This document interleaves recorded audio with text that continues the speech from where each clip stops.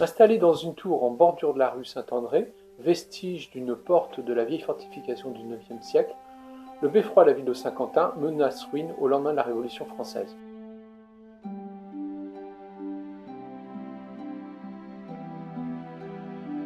La municipalité achète alors en 1805 l'église Saint-Jacques, construite au lendemain du siège de 1557 en bordure de la rue de la Sellerie, et aménage l'église en halograin et transfère le beffroi de la rue Saint-André dans le clocher de l'église Saint-Jacques et détruit du coup le vieux beffroi de la rue Saint-André.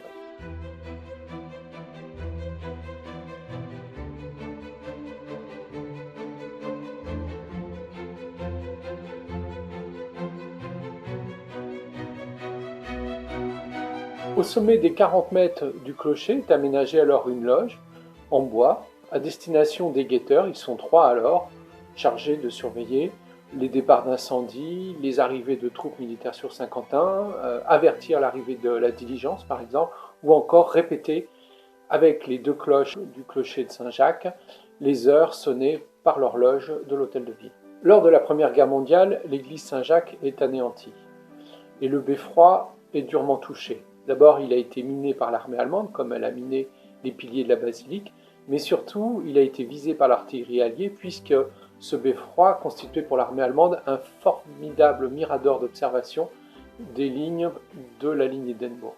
Au lendemain de l'armistice, le beffroi, qui s'est incliné de 35 cm à son sommet, est consolidé par une structure en béton armé.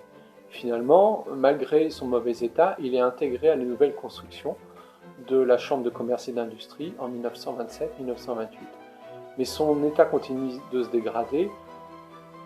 Il s'incline environ 85 cm et malgré les travaux, malgré sa protection au titre des monuments historiques en 1930, il est décidé de procéder à sa démolition.